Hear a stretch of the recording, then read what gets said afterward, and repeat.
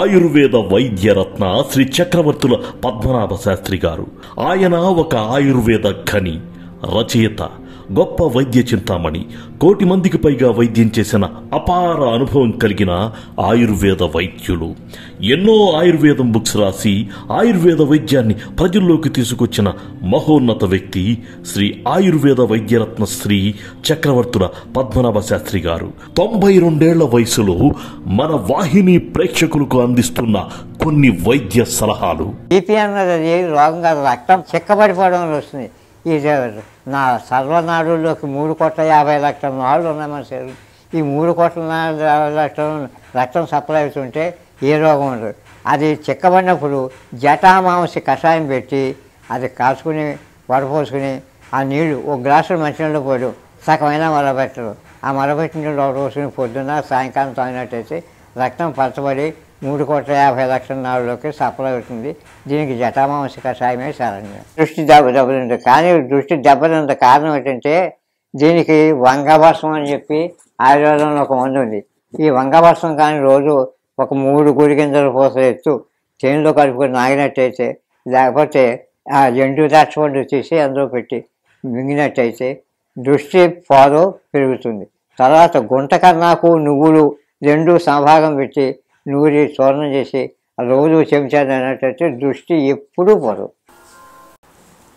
బృహద్వైద్య రత్నాకరము అనగా బృహత్తు అనగా పెద్ద విశిష్టత గల శక్తివంతమైన ఔషధములు గల పుస్తకము అని అర్థము. మొత్తం ఆయుర్వేద వైద్యం మొత్తం వస్తుంది ఇందులో. ఆయుర్వేదం మొత్తం వైద్యాన్ని యోగాలు వస్తాయి. ఇది వైద్య చింతామణి అనగా దీంట్లో విలువైన ఎంతో శక్తివంతమైన యోగాలు ఉన్నాయి. దీని యొక్క విశిష్టత తెలిసినవాడు చికిత్స నిదానం 2 కూడా ఉన్నాయి. తర్వాత పూర్వకర్మ యోగం, పూర్వకర్మ విశిష్టతను కూడా ఇందులో చెప్పాడు. ఇది 2 భాగాలు.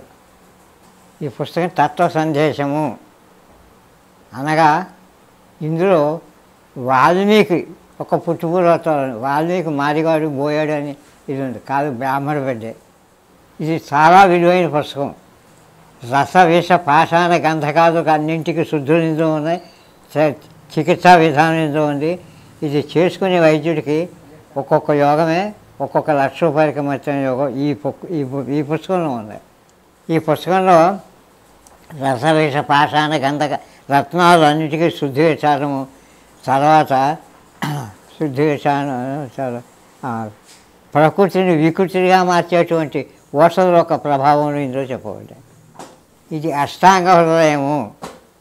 ఈ పుస్తకంలో ఏ ఋతువులో ఏ పండు పండుతుందో ఆ ఋతువులో ఆయా ఫలములు రోగము అనే నిమిత్తం, షుగర్ అనే నిమిత్తం ఏదీ లేకుండా తినమని చెప్పినటువంటి బృహద్వైద్య మహత్తర గ్రంథం ఇది. ఇది భాగవతుడు ఒక సూత్రస్థానం.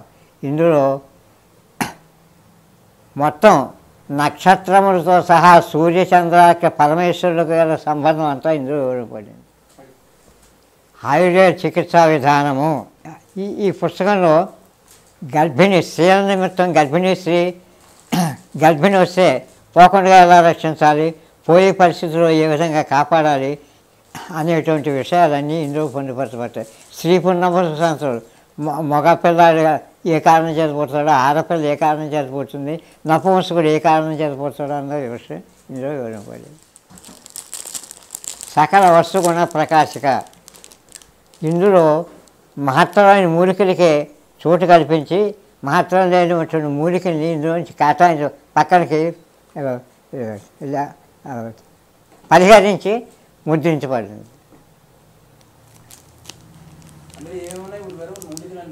మూలికలు అన్నీ ఉంటాయి, కానీ ముళ్ళ తోట కొరకి, బొరకిసుకి ఇటువంటి అవసరమైన మూలికలకి చికిత్స చెబితే వాటన్నిటి తొలగించి విలువైనటువంటి మహత్తర శక్తులతో కొన్ని మూలికల్ని ఇందులో ఉంచడం అయింది. ఇది నేను సంకలనం చేశాను ఈ పుస్తకం, అంతేనే కానీ నా సొంత రచన కాదు. ఇందులో ప్రతి వ్యాధికి చికిత్స చెబుతాడు. కొన్ని మాత్రమే ప్రశస్తమైనవి కానీ కొన్ని ప్రశస్తమైనవి కావు. ఆయుర్వేద మూలికా వైద్య దీపిక అని పేరుతో పుస్తకం. లోకంలో మూలికలు చాలా ఉన్నాయి.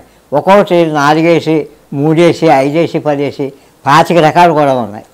అందులో అసలు మూలికని ఎంపిక చేసి ఏ విధంగా సేకరించాలన్న విషయాన్ని ఇందులో తెలియపరిచాను. ఆయుర్వేదం అనే పేరు గల పుస్తకం. ఇందులోనూ రసౌషధాలు ఉన్నాయి, వంట ఔషధాలు ఉన్నాయి, కదిలే ఔషధాలు ఉన్నాయి. అందుచేత కొంచెం విశిష్టత గల పుస్తకం అని చెబుతున్నాను.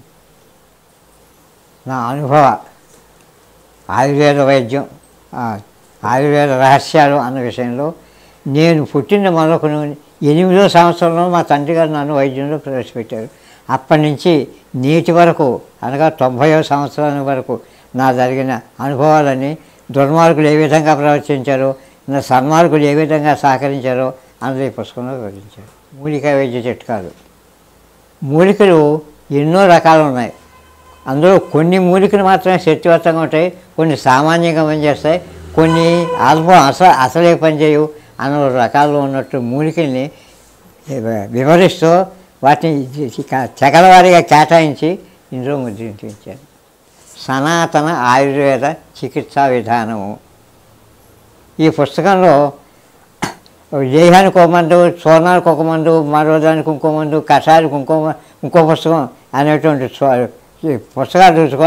అన్ని పుస్తకాలు లేహ్యాలు, గుసాలు, తైలాలు మొదలైన అన్నింటికీ ఇందులో స్థానం కల్పించారు. ఇది ఆంధ్ర బుక్ స్టాల్ వారు ముద్రించారు. సర్వమూలికా గుణరత్నాకరము.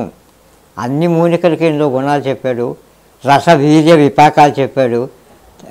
ఔషధ తయారీ విధానం చెప్పాడు. అందుచేత ఇది సనాతన నుంచి పూర్వకాలం నుంచి వస్తున్న పుస్తకం. ఇది దీన్ని వ్యాఖ్యానించాను. లోలంబరాజేయము. ఇది పుస్తకం చిన్నదే కానీ తన భార్య రత్నకమల ఆమెను ఒక స్థనములను వర్ణిస్తూ ఇంతంత ఆనపకాయలాగా ఉన్న స్థనాలు అని చెప్పి తన భార్యను వర్ణిస్తూ భార్యను పక్కన ఉంచుకొని ఈ విషయం అంతా ఔషధాలు ఒక శక్తివంతం అంతా చెబుతూ దీన్ని లోలంబుడు అనేటువంటి ఒక ఋషి చెప్పిన గ్రంథం ఇది.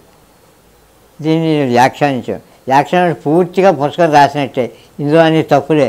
ఆ తప్పులన్నీ పరిహరించి మొత్తం సొంత రచన, నా సొంత రచనని చెప్తున్నాను.